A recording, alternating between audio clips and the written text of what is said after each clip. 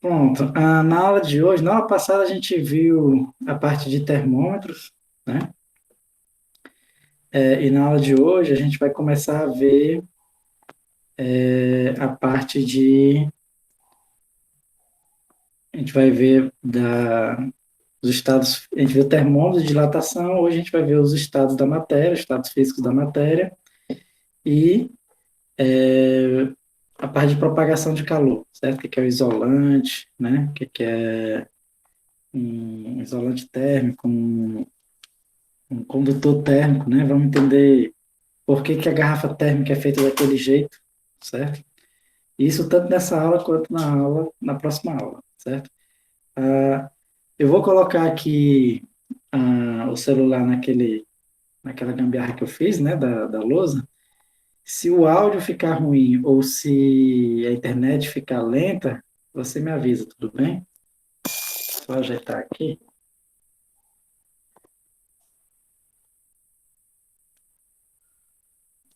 Deixa eu ver aqui. Pronto, qualquer coisa, se a internet ficar ruim ou o áudio ficar ruim, você me avisa, certo?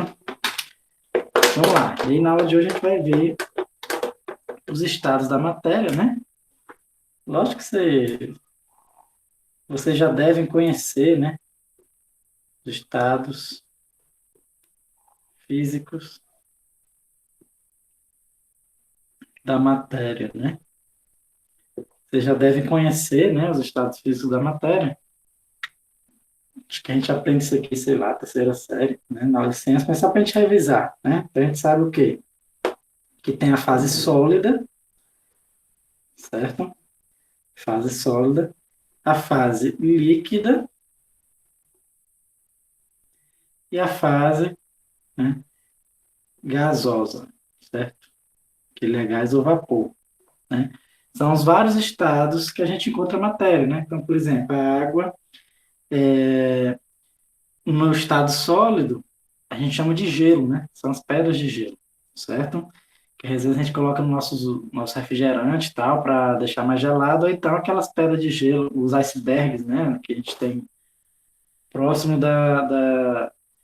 do Polo Norte e do Polo Sul, né? Que são pedras de gelo gigantescas, certo? A água líquida, né? É o que a gente toma, né? Naturalmente. E na fase gasosa é quando você ferve a água, por exemplo, certo? E aí a gente vê aquele vapor de água saindo, né? Ali está na fase gasosa, certo? Lembrando que, né, eu dei exemplo da água, mas toda e qualquer substância vai ter as três fases, certo? É, o ferro, tem um ferro na fase líquida, né? Ferro na fase líquida, ou tem um ferro na fase sólida, né? Então, se eu pegar um objeto de ferro, ele vai estar na fase sólida, não tem nada de ferro aqui, certo? Que o ferro na temperatura ambiente, na pressão de 1 atm, ele está na fase sólida, mas eu consigo fazer com que o ferro chegue na fase líquida, certo? Consigo, né? Se você derreter, esquentar suficiente o ferro, ele começa a derreter, né? E aí, ou seja, o ferro ele sai da fase sólida para a fase líquida e, por mais incrível que pareça, se você esquentar ainda mais, você pode ter o ferro na fase gasosa, né? Ah, uma estrela, por exemplo, próximo dela morrer, né? Ela começa a fabricar o ferro, sendo que ela fabrica esse ferro em temperaturas tão altas que ele está na fase gasosa, tudo bem? Então, qualquer substância, né? Substância, digamos assim, inorgânica, né? Vai ter as três fases, né? As substâncias orgânicas, geralmente, elas reagem, né? Quando aumenta a temperatura. Então, a madeira, por exemplo, madeira você não vai conseguir ver madeira líquida, né? Por quê? Porque quando você esquenta demais a madeira, ela acontece uma reação química, né? Ela pode pegar fogo, pode virar carvão, certo? Então, muda a substância, certo? Mas as substâncias inorgânicas, né? Então, todos os elementos ali da tabela periódica, por exemplo, e até misturas entre eles, a gente vai encontrar nessas três fases, certo? E por que que existem essas três fases? Né? Na realidade, o que acontece é o seguinte: lembra que a temperatura é a agitação das moléculas. Né? Então, na sólido, o que acontece? As partículas estão vibrando pouquinho, né? Então, como estou vibrando um pouquinho, a atração eletrostática entre elas consegue manter elas firmes num único bloco. Então, o gelo é isso, é a água, né? A atração eletrostática das partículas de água é mais forte do que essa agitação devido à temperatura. Bem, então elas conseguem, estão agitadas, mas estão se organizando em uma rede cristalina, certo? Conseguem se manter unidas para formar um cristal, tudo bem? Mas se você aumentar demais essa temperatura, se essas partículas começarem a vibrar demais, aí você vai ter a água na forma líquida, né? Na forma líquida, as partículas estão tão livres umas das outras, né? Aqui elas estão tão livres umas das outras, que acontece? Que elas não têm um formato definido, né? O líquido não tem um formato definido. Ele, ele tem um formato da vasilha que você coloca. Né? Isso por quê? Porque as partículas, elas ainda têm uma certa atração entre elas, né? Eletrostática, mas elas não conseguem manter um formato, né? Por quê? Porque elas estão bastante agitadas. E na fase gasosa, as partículas estão tão agitadas entre si, umas com as outras, o que acontece? Que elas não ficam unidas, né? Enquanto que na fase líquida ainda elas mantêm uma certa união, né? Certo? Uma certa coesão de ficarem juntas, né? Na gasosa não. Elas simplesmente se andam livremente, como quase como se não visse a outra partícula, certo? Isso é na fase gasosa, né? E a fase gasosa é caracterizada por ter exatamente ocupar todo o volume possível que ele pode ocupar, né? Então, se você abrir esse recipiente, o gás vai se espalhar o máximo possível, vai se espalhar para outro, né? E tudo isso é a questão da agitação térmica, né? Quanto maior agitação, ou seja, quanto maior a temperatura, certo? Quanto maior a temperatura, maior a agitação térmica, então ele vai tendendo a mudar de uma fase para outra, certo? Sendo que essas mudanças de fase elas são abruptas, né? De repente ele está do sólido, passa para o líquido, e de repente ele está no líquido e passa para o gasoso, né? Até na física, a gente tem um nome para isso, né? A gente diz que é uma mudança de fase de primeira ordem, certo? E aí vamos só relembrar aqui o nome dessas mudanças de fase, né? Que é importante a gente saber, certo? Então, da fase sólida para a fase líquida, a gente chama de fusão, né? Por isso que a gente chama do ferro fundido, né? Porque ferro fundido não é um ferro que está lascado, né? Ferro fundido é o ferro que se esquentou tanto que ele sofreu a fusão. E aí, que ele sofreu a fusão, ele virou líquido, então ferro fundido, certo? Da fase líquida para a fase gasosa, a gente chama de ebulição, né? Ebulição ou vaporização. Ebulição. Tudo bem? Da fase gasosa para a fase líquida, a gente chama de condensação, né? Condensação, certo? Condensação, tudo bem? Ou liquefação, né? Aqui pode ser vaporização também da líquida para gasosa, da gasosa para líquida pode ser também liquefação ou condensação, bem? E da fase líquida para sólida, a gente chama de solidificação. Solidificação, certo? Qualquer dúvida pode perguntar no chat, tudo bem? Se o áudio estiver ruim ou o vídeo estiver ruim, pode colocar no chat. Isso aqui você deve lembrar, tudo bem, dessas mudanças de fase. E agora outra mudança que essa é menos comum, mas pode acontecer, é uma substância passar do sólido direto para o gasoso, certo? Essa mudança de fase que a gente chama de sublimação, certo? Sublimação. Né? Pode acontecer uma substância passar da fase sólido direto para o gasoso, né?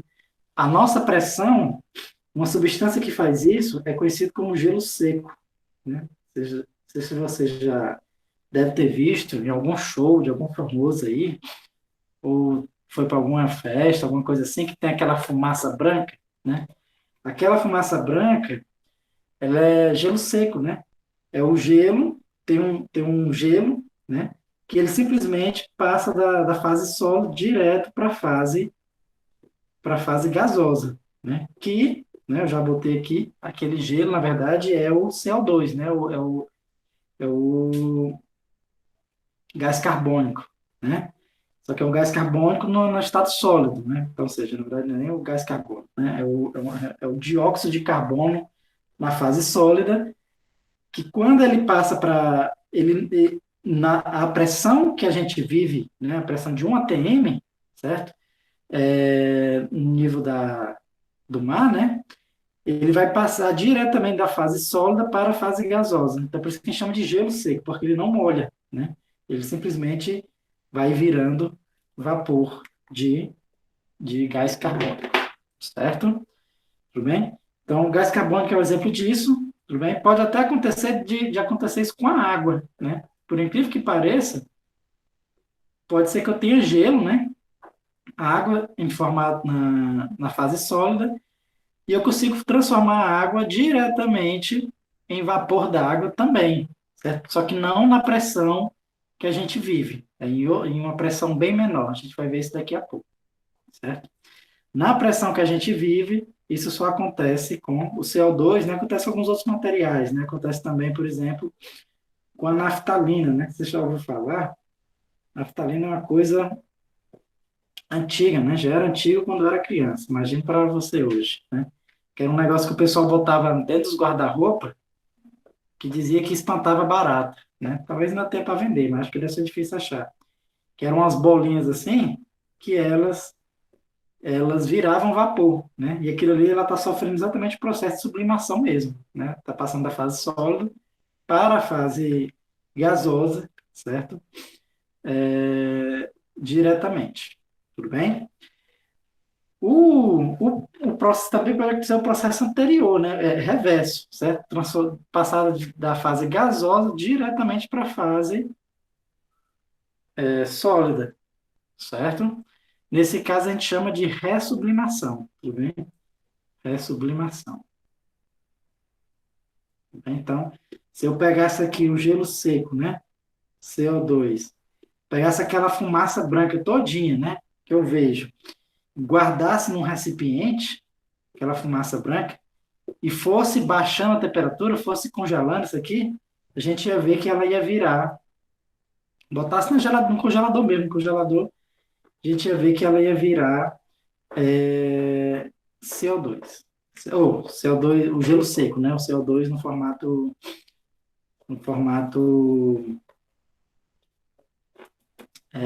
sólido. Tudo bem? Qualquer dúvida, você pode perguntar no chat, certo? E como é que acontece essas transições de fase, né? Essas transições de fase, ela acontece de uma forma muito curiosa, né? Eu já tinha falado na aula passada, né? Mas vale a pena eu repetir aqui, né? Então, vamos supor que eu tenha gelo,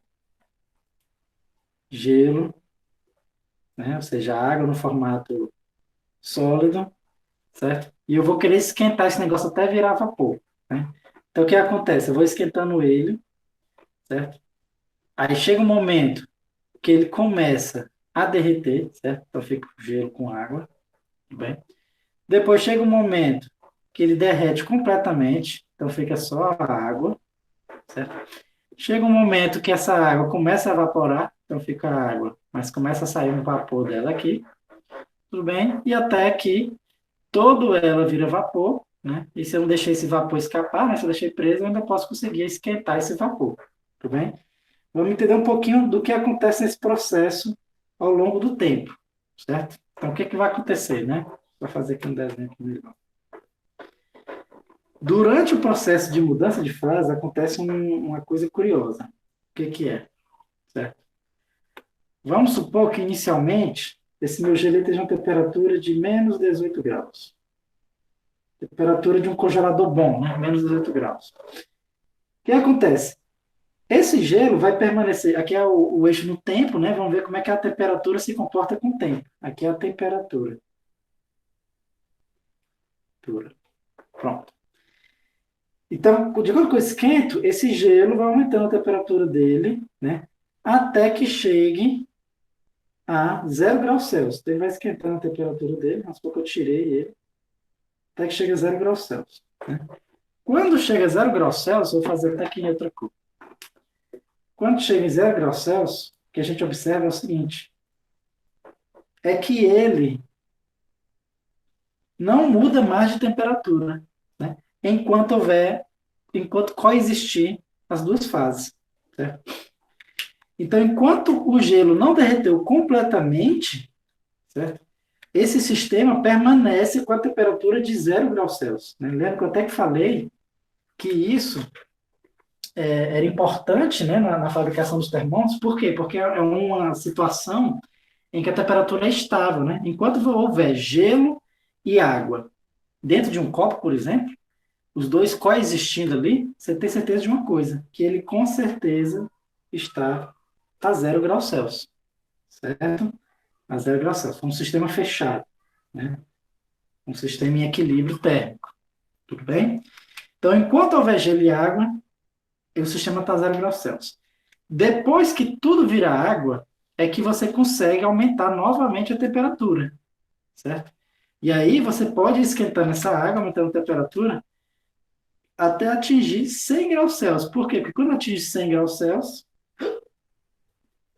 né? Quando atinge 100 graus Celsius, o que acontece? A água começa a virar vapor, certo? E aí acontece o mesmo processo. Você não consegue mais aumentar de temperatura enquanto existir água e vapor, certo? Enquanto existir água e vapor, sempre vai manter a mesma temperatura, tudo bem? É por isso que numa cozinha, certo? De forma geral, quando você vai cozinhar alguma coisa, a temperatura máxima que você atinge é 100 graus Celsius. Por quê? Porque geralmente quando a gente cozinha, você cozinha com água, né? E a gente vai aumentando a temperatura até que a água comece a ferver para cozinhar, né? Quando acaba a água, vai queimar ali, né? Você consegue até esquentar mais, mas queima geralmente a comida. Então a gente sempre cozinha a temperatura de 100 graus Celsius, que é a temperatura que a água cozinha, né? Depois a gente vai ver que na cozinha tem um jeito da gente aumentar a temperatura que a água evapora, né? A gente aumenta isso para cozinhar feijão, por exemplo, né? A gente vai entender um pouco disso daqui a pouco, certo? Mas enquanto houver água e vapor na pressão de uma atmosfera, né, a temperatura vai estar esse valor constante de 100 graus Celsius. Depois que vira todo vapor, né, você não deixou o vapor escapar, você guardou esse vapor em algum lugar, você pode esquentar novamente esse vapor de água, certo? Aumenta, e ele pode aumentar mais de temperatura, certo? Então, o que eu quero deixar claro é o seguinte, que sempre quando há mudança de fase, certo? Observe que tanto foi aqui na fase sólida, tanto na fusão, né? Na fase sólida para líquida, quanto na ebulição da fase líquida na vaporização da fase líquida para o vapor, certo? Sempre a temperatura é a mesma, tudo bem? A mesma coisa eu posso falar para se fosse uma sublimação. Eu falei para vocês, ó, que o CO2 ele vira direto vapor, certo? Enquanto ele está se transformando em vapor, né, o CO2 na forma sólida, se transforma direto em vapor, tudo bem? Ele sempre mantém a temperatura, né? Deixa eu até ver, só por curiosidade, deixa eu ver qual a temperatura que o CO2 ele começa a sublimar, né?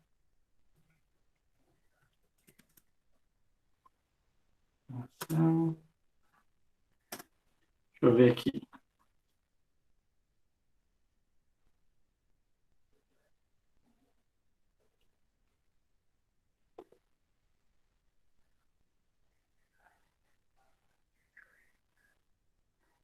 Ó, a temperatura do gelo seco, ele começa a se transformar em gás, né?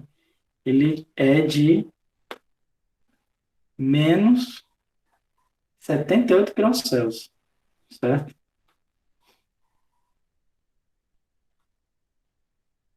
Só confirmar aqui.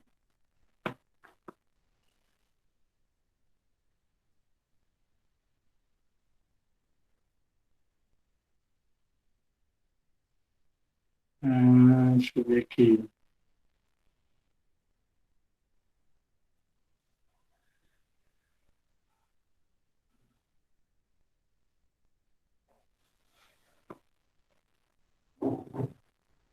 É menos 78,5 graus Celsius.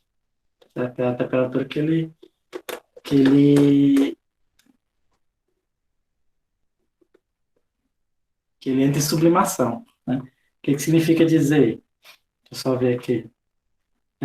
Boa tarde, Lucas. Eu já estava começando a aula, mas como eu gravei a aula, qualquer coisa você pode ver o comecinho na aula gravada, certo? Vamos lá, o que significa dizer que o gelo seco, certo? É aquele gelo que o pessoal usa para fazer aquela fumaça em festa. Aquelas pedras ali do gelo seco, elas estão exatamente a menos 78,5 graus Celsius. Temperatura muito pequena, né? Temperatura tão pequena que se alguém botar a mão, pode até necrosar os tecidos da mão, né? Tão gelado que você pode necrosar os tecidos da mão, certo? Então, ou seja, então, por mais que você bote o gelo na temperatura ambiente, enquanto ele não derreter totalmente, né?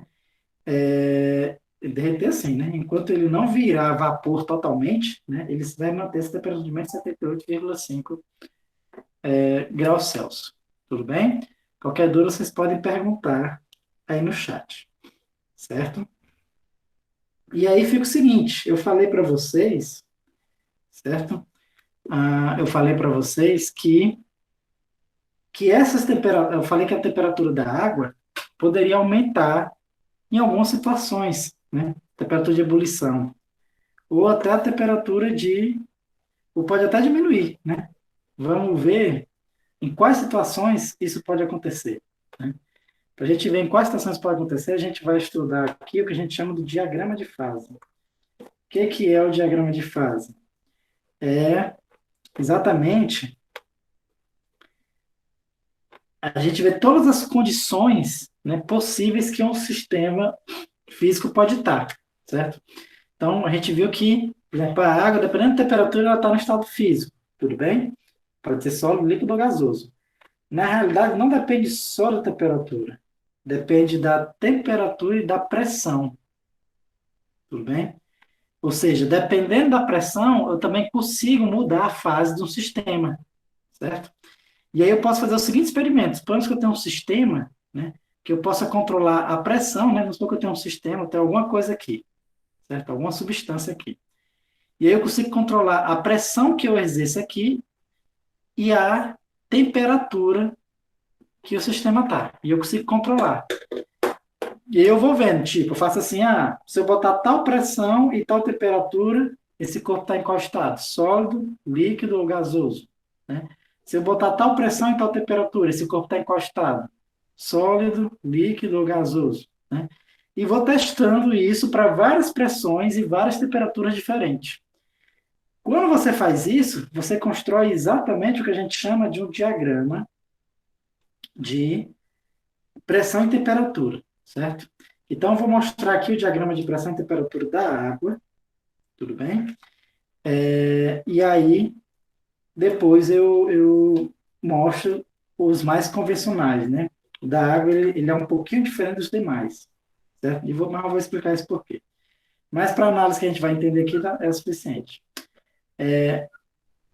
O diagrama de pressão e temperatura da água, ele é mais ou menos assim, ó. É mais ou menos assim. E assim, um negócio que é só um esboço, né, pessoal? Pronto. É assim, que ele faz assim, mais ou menos, e aqui ele faz assim. Pronto. Quando você submete a água a várias temperaturas e a várias pressões, a gente observa que ele vai ter três fases, certo? E essas fases é o seguinte: essa região aqui, toda essa região, a gente chama nessa região de temperatura e pressão, a água está na fase vapor, certo? Nessa região aqui, toda essa regiãozinha aqui, ó, ela está na fase sólida, certo? Sólido. Então seria gelo, né? E nessa região está na fase líquida. Isso para várias temperaturas e pressão, tudo bem? Deixa eu só fazer o seguinte. Vou só tirar isso daqui. Escrever um pouco mais embaixo. Sólido, tudo bem? Então, por exemplo, se eu pegar aqui, vamos supor que para a pressão normal, nossa pressão de 1 atm, certo? De 1 atm, o que acontece? A água, ela está nessa região aqui, certo? Perdão, pessoal, a 1 atm, a água vai estar assim, ó. Vou desenhar aqui um pouquinho melhor. Assim, assim, e aqui faz assim. Pronto. Então, o que acontece? A 1 atm, certo? O que acontece? A gente sabe que aqui a 0 graus Celsius, né? Abaixo de 0 graus Celsius, né? Se eu manter uma temperatura constante, ou se eu manter uma pressão constante aqui, ó, eu sei que abaixo de 0 graus Celsius, a água está no estado sólido, né? Então, todos esses pontos aqui, ó, a água está no estado sólido, certo? Que é 1 atm, que é a temperatura que a gente existe, que a gente vive, né? Entre 0 graus Celsius e 100 graus Celsius, bem aqui assim, ó, e 100 graus Celsius, bem aqui assim, ó, a água está no formato líquido, né? Que é essa região que eu desenhei aqui, ó, que está no formato líquido. Líquido, certo? E acima dessa região, ela vira vapor, certo? Essa região aqui, ela é vapor, tudo bem? Na verdade, a gente vai ver que ela vira vapor, bem aqui assim, ó. Mas depois ela vai virar o que a gente chama de gás. Tem uma certa diferença entre vapor e gás. Vou explicar daqui a pouco qual é essa diferença.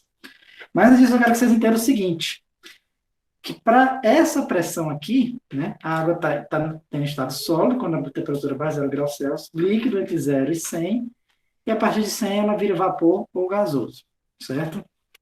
Mas isso é para essa pressão. Se eu mudar a pressão, eu vou mudando os estados, né? Certo? Devido a esse diagrama de fase. Por exemplo, se eu botar aqui a pressão um pouco menor, determinado valor aqui menor, o que vai acontecer com a água? Observe que o que vai acontecer com a água, primeiro, ela vai entrar, ela vai aqui é sólido, aqui é líquido. Observe que ela vai se transformar em líquido nesse ponto aqui, nessa temperatura. Ela vai se transformar em líquido nessa temperatura aqui, que é, com certeza, maior do que a temperatura que ela estava anteriormente. Ou seja, se você diminuir a pressão, a água, o gelo vai se transformar em água, certo? Vai derreter em uma temperatura maior do que 0 graus Celsius. Vai derreter, dependendo da pressão, né? Sei lá, 0,1 graus Celsius, 0,2, 0,5, 1 grau Celsius. Então, se você baixar a pressão, a água derrete em uma temperatura maior, certo? E olha o que vai acontecer também. Observe que se eu baixei a pressão aqui, né? Observe que a água líquida vai se transformar em vapor mais rápido. Ou seja, a temperatura de ebulição vai ser menor do que 100 graus Celsius. O que significa dizer? Significa dizer, por exemplo, que quando você sobe a serra, né? Quando você sobe a serra, na serra a pressão lá é menor do que a pressão na água. Ou do que a pressão do que o nível do mar na praia, certo? No praia a gente diz que a pressão é 1 atm, né? Praticamente a definição de atm é essa. E assim, quando você sobe a serra, a pressão diminui. Então significa dizer que o gelo vai se transformar em água numa temperatura um pouco maior e a água vai se transformar em vapor numa temperatura um pouco menor, certo? E só porque você mudou a pressão. Então você mudando a pressão, você consegue mudar, né, a fase do corpo, mudar a temperatura de fusão e ebulição. Tudo bem? E aí fica o seguinte, né? Então, observe, né? Significa dizer que na serra, por exemplo, a água, ela entra em estado de ebulição com uma temperatura menor do que 100 graus Celsius. Certo? É mais fácil de ferver as coisas em cima da serra, porque lá a temperatura máxima de cozimento que a gente atinge menor, certo? Mas pode acontecer o contrário também, certo? Se eu aumentar a pressão, vamos supor que eu aumente aqui um pouquinho mais. O que que vai acontecer? Se eu aumentar a pressão um pouquinho mais, ó, o que vai acontecer é que tanto a água vai entrar em ebulição em uma temperatura mais elevada, certo? Quanto o gelo vai derreter em uma temperatura menor que 0 graus Celsius, né? Isso aqui, por exemplo, a gente observa numa panela de pressão, certo? Por que que a gente usa uma panela de pressão? Panela de pressão, o que acontece na panela de pressão? Deixa eu ver se aqui é a panela de pressão. Aqui seja a panela de pressão, certo? Aqui é a tampa dela, tudo bem? E aqui você botou alguma coisa para cozinhar, né? Geralmente é feijão, certo? O pessoal faz na panela de pressão. O que acontece? A panela de pressão, a água começa a evaporar. No que a água começa a evaporar, só que o vapor d'água não escapa. E o vapor d'água começa a aumentar a pressão aqui dentro. Por isso que chama de panela de pressão. Começa a aumentar a pressão, né? Então a pressão aí dentro começa a se elevar. Se a pressão começa a se elevar, o que que acontece? A água começa a entrar em ebulição em uma temperatura muito maior, certo? Tem uma temperatura maior, tudo bem? E aí, é por isso que o feijão cozinha mais rápido numa panela de pressão. Por quê? Porque aqui a temperatura atinge um valor maior, né? Numa panela normal, aberta, ou mesmo com uma tampa simples cobrindo, né? Aquelas tampas simples, certo? O que acontece? O vapor ele consegue escapar, né? Então o vapor escapa pela panela, né? Mesmo que esteja uma tampa, ele consegue escapar aqui pelos laterais da tampa, tudo bem? Então o que acontece é que a temperatura máxima que aquele negócio está cozinhando consegue atingir é 100 graus Celsius, que é a temperatura que a água entra em ebulição, né? Na panela de pressão, não, você consegue atingir temperaturas bem maiores, certo? Bem maiores, né? Não sei exatamente a ordem, mas talvez consiga atingir até uns 120 graus Celsius, certo? E aí, quando você consegue essas temperaturas bem maiores, as coisas cozinham mais rápido, né? Então, essa é a função da panela de pressão, né? E daí o perigo dela também, né?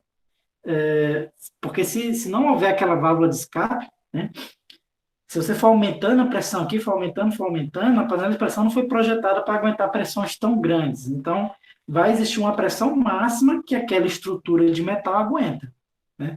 E aí, vamos supor, se a válvula de escape estiver entupida, né? O que vai acontecer com a panela? Ela explode, né? Explode e vai jogar comida e vapor d'água em temperaturas altíssimas para tudo que é lado, né? Quase uma bomba mesmo, certo?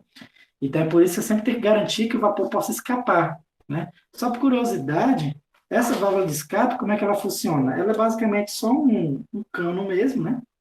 Um canozinho, que tem um buraquinho que é onde o vapor pode escapar, certo? Só que aí a gente coloca aquele... Esqueci até o nome disso aqui. Que é só aquela estrutura que ele fica por cima desse canozinho e que ele tem um determinado peso, né? Ele tem um determinado peso. E aquele peso, ele vai controlar a pressão máxima que pode ter aqui dentro. Por quê? Porque quando a pressão que tiver alta o suficiente, o que vai acontecer? O vapor vai conseguir empurrar esse peso para cima, ele vai subir, né? Esse peso ele sobe, e aí ele deixa um pouquinho do vapor escapar, certo?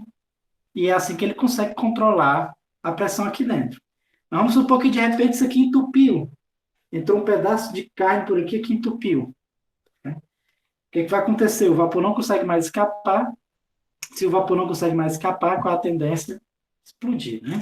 É por isso que toda panela de pressão tem um nível máximo que você consegue colocar. Se você colocar acima daquele nível, pode acontecer de entrar comida aqui na válvulazinha e aí entupa. E se entupir, vai virar uma bomba, né? Vai virar uma bomba de gás ali que vai explodir aquela panela de metal e vai escapar gás em temperaturas altíssimas e água também, comida para tudo que é lado, certo? Então, por isso tem que tomar cuidado, né? Sempre verificar se não está entupida a panela de pressão e se está saindo o gás direitinho, certo? Tudo bem? Deu para entender isso aqui, pessoal? Que você consegue controlar o ponto de ebulição e o ponto de fusão só controlando a pressão, né? Controlando a pressão, você consegue controlar o ponto de ebulição e o ponto de fusão, certo? Observe outra coisa, né? Todos os pontos nessa curva, né, está entre duas fases, entre a fase líquida e a fase vapor, certo? Todos os pontos dessas curvas aqui está entre a fase sólida e a fase líquida, né? E todos os pontos dessa curva estão entre a fase sólida e a fase de vapor, certo? Então, por isso que essas curvas recebem um nomezinho especial, né? Então, nessa curva, nesses pontos, todos os pontos dessa curva aqui, certo? Que é a divisão entre líquido e vapor, né? É quando o sistema está entre o meio termo do líquido e vapor, certo?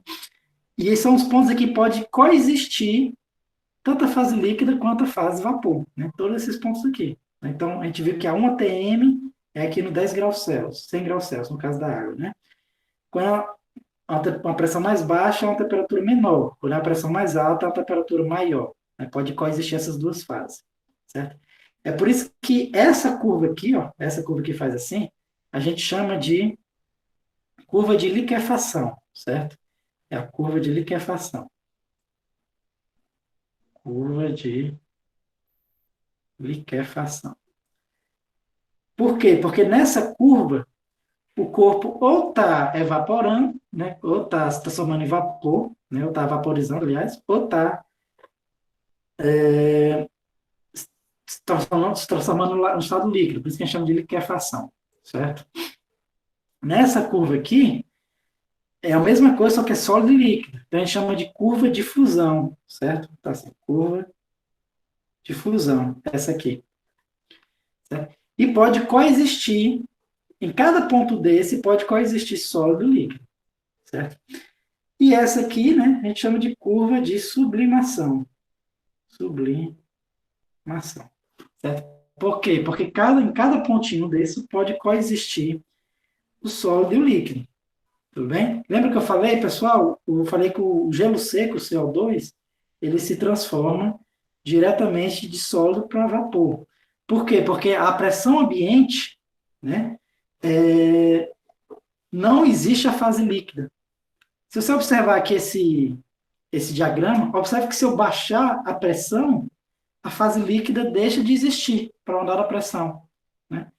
Então, se eu baixar a pressão suficiente, certo? Vamos supor para um valor bem aqui assim, ó. Ver se vocês conseguem enxergar, né? Se eu botar a pressão nesse valor aqui, ó, observe que não vai existir fase líquida. Né? O meu gelo, vamos supor que está na temperatura inicial de menos 18 graus Celsius. Menos 18 graus Celsius. Ele está bem aqui assim, ó. A temperatura inicial menos 18 graus Celsius. Só que ele está uma pressão mais baixa. Então, o que acontece? Você vai aumentando a temperatura dele, está aumentando a temperatura, estou esquentando ele de algum jeito, e ele vai passar diretamente da fase sólida para a fase líquida. Ou para a fase vapor, perdão. Não vai existir fase líquida. Né? Então, se você baixar suficientemente a pressão, não vai existir fase líquida, tudo bem? Isso para o caso da água, certo? Só para a gente ter ideia, né? Essa pressão em que ele vira fase líquida, em que não existe mais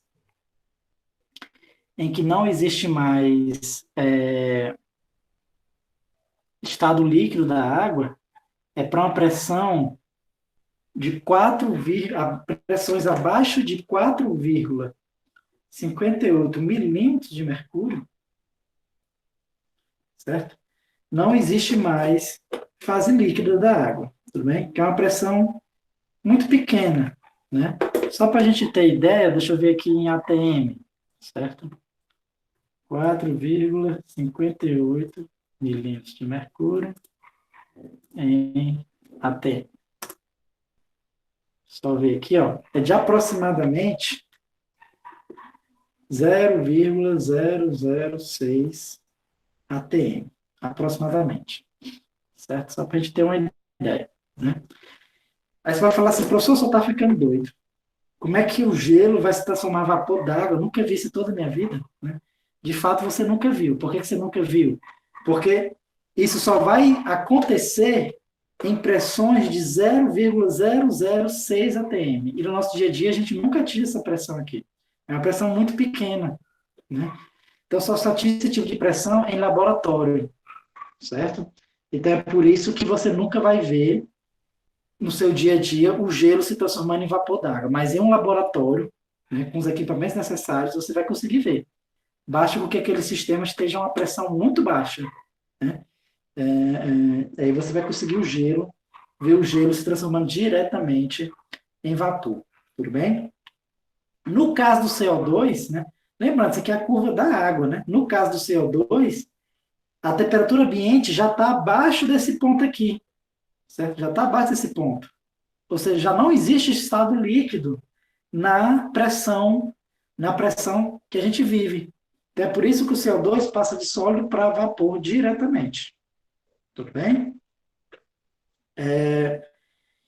E aí a gente vê mais um detalhe. Então, observe que esse ponto aqui, né? Ele tem um fator importante, certo? Esse ponto, pressões abaixo desse ponto, não existe mais fase líquida, certo?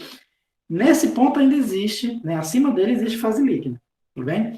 E eu falei o seguinte, pessoal, nessa curva coexiste sempre duas fases. Nessa curva aqui é fase líquida e vapor, nessa curva aqui sólido e líquido, nessa curva aqui sólido e vapor. E nesse ponto aqui, que é o encontro dos três, né? Nesse ponto aqui vai coexistir as três fases, certo? Então é por isso que esse ponto aqui a gente chama de ponto triplo. Ponto triplo. Por quê? Porque aqui vai existir as três fases, triplo de três, né? Então, nesse ponto vai existir gelo, vapor e água. Tudo bem? O curioso é que esse ponto ele só existe, né? Esse sistema que coexiste gelo, vapor e água para uma determinada temperatura e para uma determinada pressão. Né? Você não vai ver um sistema nas três fases, nenhuma outra temperatura e nenhuma outra pressão. Né? A gente chama de temperatura do ponto triplo e da pressão do ponto triplo. Certo? Então, cada substância tem a sua temperatura do ponto triplo e a sua pressão do ponto triplo. Né? Lembra que eu falei para vocês que depois os termômetros deixaram de ser calibrados usando duas temperaturas e passou a ser calibrado usando só uma temperatura, que é essa do ponto triplo. Né? Porque aí a temperatura é o mais estável possível. Né?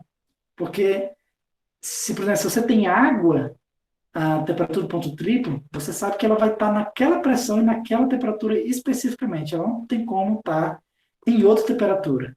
Então, ou seja, você sabe que se o sistema está num ponto triplo, ele está exatamente com aquela temperatura. Então, é o mais estável possível. Por isso que passou a ser os termômetros a ser calibrados usando o ponto triplo. Né? Só por curiosidade, né? O ponto triplo da água acontece quando a temperatura, vamos botar aqui, ó, vou botar no caso da água, certo? A temperatura do ponto triplo, ela é de 0,01 graus Celsius, ou seja, quase a temperatura do gelo, né? E a pressão do ponto triplo é exatamente essa pressão aqui que eu tinha colocado, né? Pressão do ponto triplo, 4,58 milímetros de mercúrio, ou seja, aproximadamente 0,06 atm. Então, você só vai ver a água no estado líquido, vapor e gasoso quando ele estiver exatamente nessa temperatura e nessa pressão, certo? Se você se você for outro exemplo, né? Em vez de ser a água, o gelo seco que eu estou falando, né? Então, o gelo seco, ó, CO2, certo? A temperatura do ponto triplo do gelo seco é de menos 56,6 graus Celsius, certo? E a pressão do ponto triplo do CO2, deixa eu só ver aqui, em ATM,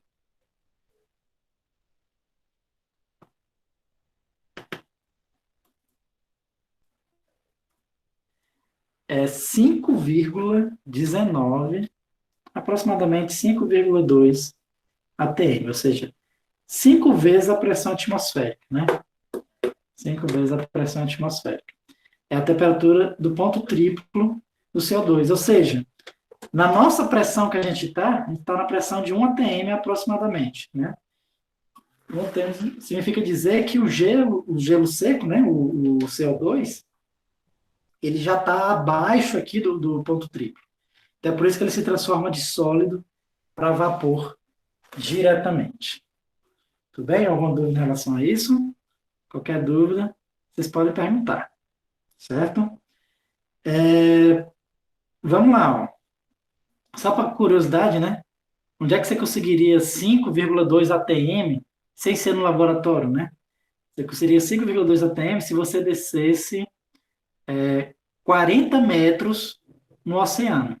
Você for afundando 40 metros no oceano, vai afundando, vai afundando, vai afundando, você vai aproximadamente 40 metros, né? Às vezes um pouco mais, um pouco menos, na verdade um pouquinho mais, você vai chegar a 5 atm. Então, se você conseguisse, por exemplo, botar um gelo seco exatamente nessa pressão e nessa temperatura, você ia ver o gelo seco coexistindo com as outras fases, ou seja, você ia ver o CO2 na fase sólida, na fase líquida e na fase de vapor. Certo? Qualquer dúvida vocês podem perguntar aí. Tudo bem? Ah, só mais um detalhezinho aqui, pessoal. Outro ponto também importante que a gente tem que falar é o seguinte, né? O que acontece? Normalmente, sempre quando a gente pensa em mudança de fase, deixa eu fazer uma limpeza aqui nesse gráfico, esse gráfico já está super, hiper, mega poluído. Quando a gente fala em mudança de fase, a gente sempre pensa que a temperatura é responsável por mudar a fase do corpo, né, da substância. Mas a pressão, ela também pode mudar a fase de uma substância. Né? Vou dar um exemplozinho aqui. Suponhamos que eu estou aqui, deixa eu pegar o caso da água, né, que é o caso que eu desenhei aqui, certo?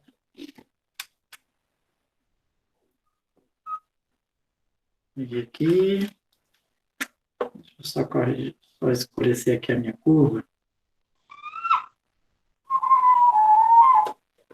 Vamos supor que eu estou aqui a 1 atm. 1 atm é exatamente esse ponto aqui, né? 1 atm, certo? Tirar aqui para... Deixa eu vir para cá.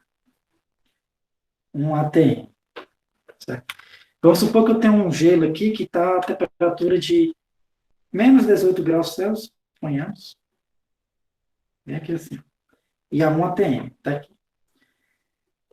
Eu consigo fazer esse gelo, certo? Transformar em líquido, se eu fizer o quê? Observe que tudo que está aqui, tudo que está nessa região aqui, né, ó, é líquido, tudo bem? Vou apagar isso aqui. Tudo que está nessa região aqui é líquido, certo? Então, o que acontece? Líquido. Observe que se eu pegar um gelo que está nessa temperatura aqui, de 18 graus Celsius, e a pressão de 1 atm, se eu aumentar a pressão sobre ele, ó, o que vai acontecer? Eu mantenho a mesma temperatura, mas eu começo a aumentar a pressão sobre ele. O que vai acontecer? Ele pode chegar ao ponto de entrar no estado líquido, né?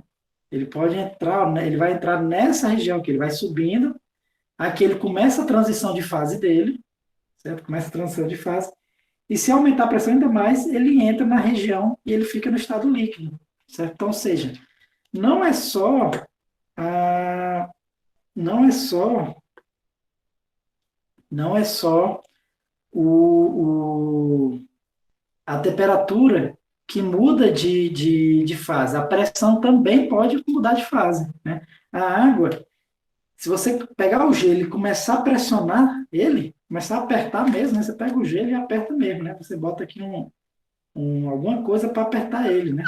Uma, uma... Você aperta, né? Lógico, ele não pode estar livre, né? Porque se ele estiver livre, ele vai se quebrar e vai se estressar para tudo que é lado. Então, você deixa ele preso em algum lugar e aperta de tal forma que ele não consiga escapar. Você vai ver esse gelo se transformando em líquido, né? Inclusive, você pode ver no seu dia a dia isso mesmo. Quer dizer, no nosso não, né? Mas em países que existem pistas de patinação, certo? Às vezes acontece daqueles esqui, né? Deixa eu desenhar aqui aquela lâmina. Porque tem aqueles esquisinhos assim, né? Ó, certo? Desenhar um negócio. Certo? Isso aqui finge que é aquela lâmina daqueles patins no gelo. Às vezes acontece de, quando ele passa por cima do gelo, deixa um rastrinho de água em cima do gelo. Aquele rastro de água é porque, como a pessoa passou por cima ali do gelo, né? E a pressão é muito grande, né? Porque todo o peso da pessoa está concentrado só nessa lâmina. Então, como a pressão foi muito grande, pode ter acontecido do gelo ter passado da fase sólida para a fase líquida, certo? Por causa do aumento da pressão. Tudo bem? Então, você consegue mudar de fase só usando a pressão, né? Eu vou pegar outro ponto arbitrário aqui, ó, no caso da água. Eu podia pegar água em vapor, por exemplo, ó, pegar essa água aqui em vapor, nessa situação aqui. Quando está aqui, ela está em vapor. Nessa pressão e nessa temperatura. Eu posso aumentar a pressão e ela vai virar água no estado líquido ou no estado sólido. Do vapor passou para sólido, se eu aumentar a pressão ainda mais, vai para o estado líquido. Olha aí, ó. Eu peguei o vapor, comecei a apertar esse meu sistema. Esse meu vapor passou para o estado sólido, ele solidificou, e eu apertei ainda mais, depois ele foi para o estado líquido. Né? Então, observe como você mudando a pressão, você consegue mudar o estado do seu sistema também. Certo? Só para finalizar a aula de hoje, eu peguei em todas as explicações que eu fiz aqui. Ah, aliás, antes de falar isso, deixa eu só falar outra coisa também. Né? Por último, vamos ver só a diferença de gás para vapor. Certo? O que acontece? Se eu pegar o estado sólido aqui, né, do estado vapor, eu posso apertar, vira sólido, aperta ainda mais, vira líquido. Se eu pegar bem aqui assim, eu pegar o vapor e apertar, eu posso fazer ele transformar em líquido, né? Se eu pegar vapor de água, se eu apertar ele numa determinada temperatura, né, eu posso fazer ele se transformar em líquido, em água líquida, né, se eu aumentar a pressão. Tudo bem? Mas existe um limite para isso, certo? A partir de um determinado ponto, né, se você tentar apertar o vapor de água, você nunca mais vai conseguir transformar a água em líquido. Ou seja, a água líquida, né, na verdade, é uma substância líquida, ela só existe até uma determinada temperatura. Certo? Essa temperatura a gente chama de temperatura do ponto crítico, né? Temperatura TC do ponto crítico. Acima dessa temperatura, você pode apertar o vapor o quanto quiser, que ele não vai se transformar em água. Antes, ele pode se transformar em água ou sólido e água. Né? Mas a partir dessa temperatura, temperatura que a gente chama de temperatura do ponto crítico, você não consegue mais transformar a água no formato gasoso em líquido, certo? E é isso, na verdade, essa é a diferença de vapor para gás. Né? Falei para vocês que tinha diferença, né? Que a gente chama de vapor e aqui a gente chama de gás, tudo bem? Então, o vapor, se você apertar ele, aumentar a pressão, né? Tem uma hora que ele vai se transformar ou em líquido ou em sólido, certo? O gás não, você pode apertar o quanto quiser que ele jamais vai se transformar em líquido ou sólido, certo? Então, essa é a diferença, basicamente, de vapor para gás. Né? Só para você ter ideia, a temperatura do ponto crítico da água, deixa eu pegar aqui, a temperatura do ponto crítico da água, deixa eu ver aqui,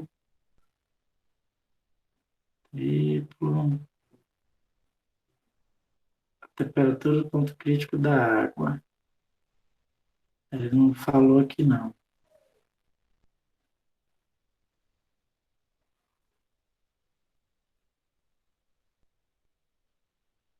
Deixa eu ver.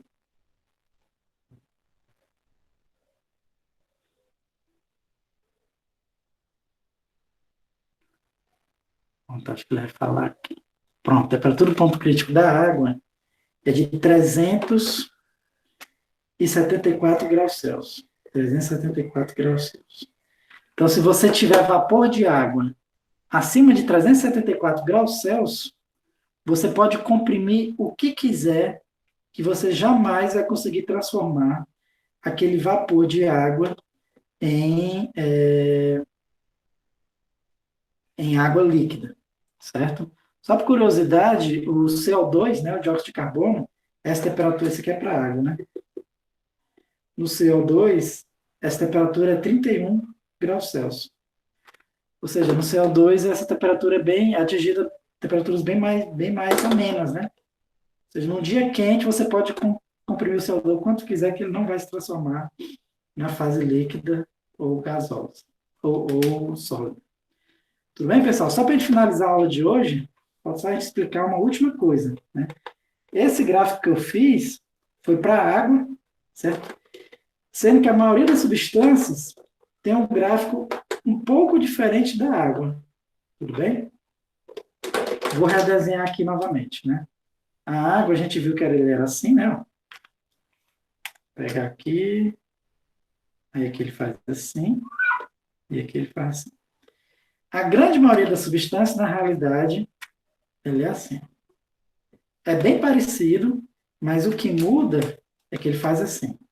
Vem a curva, aqui ele faz assim.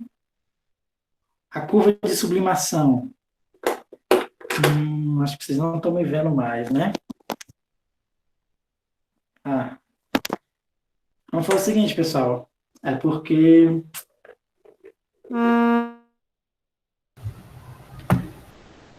Pronto, o que aconteceu foi porque o meu celular descarregou, certo?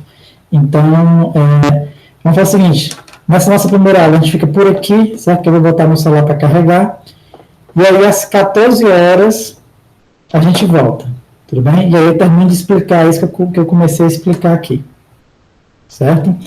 Eu vou dar essa pausa agora, tudo bem? E aí a gente volta às 14 horas. Vai ser nessa mesma reunião, né? Vai ser nessa mesma sala.